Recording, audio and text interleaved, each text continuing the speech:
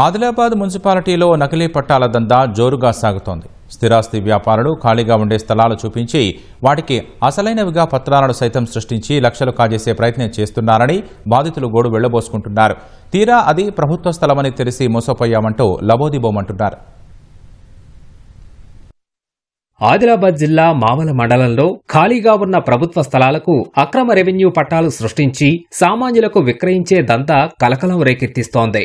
మావల బట్టి సావర్గం పరిధిలో 10 ఏళ్ల క్రితం ప్రభుత్వం పంపిణీ చేసిన అసలైన పట్టాలుగా నమ్మిస్తూ 30/40 వైశాల్యం కలిగిన ఇంటి స్థలాన్ని 5 లక్షలకు అమాయకులకు విక్రయించే ప్రయత్నం జరుగుతోంది.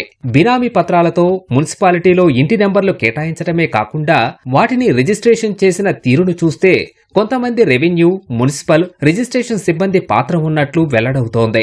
ఇదే అదునుగా మావల బట్టి సావర్గం పరిధిలో మరికొన్ని ఘటనలు వెలుగు చూడడం సామాన్యులను కలవరపాటుకు గురిచేస్తోంది. ప్రధానంగా ప్రభుత్వ సర్వే నెంబర్ కలిగిన స్థలాలకు అభ్యంతరం చెప్పకుండా రిజిస్ట్రేషన్ చేసే క్రమంలో అధికారులు నిబంధనలు పాటించకపోవడం అనుమానాలకు తావిస్తోంది.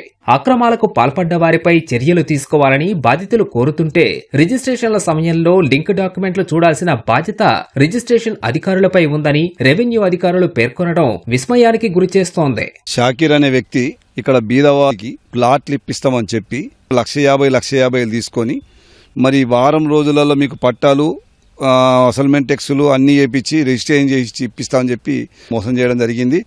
ఇక్కడ ఏమవుతున్నదంటే ప్లాట్లు చూపించిండు, అక్కడ వేరే వాళ్ళు ఉన్నారు. అక్కడ ఏమవుతున్నదంటే నంబరు పట్టాలు ఒరిజినల్ పట్టాలని ఇచ్చిండు, మరి మున్సిపల్ టెక్స్లు అసైన్మెంట్లని ఇచ్చిండు, అవన్నీ పేక్ అని తేలినాయి. మున్సిపల్ టెక్స్లు అడిగితే అక్కడ ఏం లేదు, ఇక్కడ పేక్ తయారు ఇచ్చిండు, పట్టాలు కూడా పేక్ తయారు ఇచ్చిండు, ప్లాట్లు ఏం చేయాలో కూడా చూపించిండు.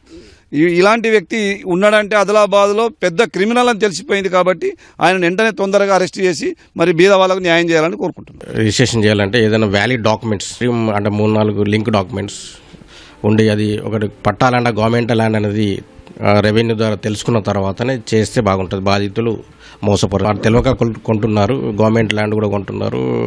సో పట్టా ల్యాండ్ అది పక్కన పెట్టండి, గవర్నమెంట్ ల్యాండ్లో కొన్ని మోసపోతున్నారు. కాబట్టి సబ్ రిజిస్టర్ గారు అది వ్యాలిడా కాదా రెవెన్యూ నుంచి తీసుకున్న తర్వాతనే చేస్తే బాగుంటుందని నేను అట్లా వస్తే మేము ఎంక్వైరీ చేసి మేము రిపోర్టు కలెక్టర్ గారికి మేము రికమెండ్ చేసి కలెక్టర్ గారు క్యాన్సిల్ చేశారు. నకిలీ పట్టాలతో బురిడి కొట్టిస్తున్న స్థిరాస్తి వ్యాపారులు ఎవరో అధికారులకు తెలిసినా పట్టించుకోకపోవడమే సామాన్యుల పాలిట శాపంగా పరిణమిస్తోంది.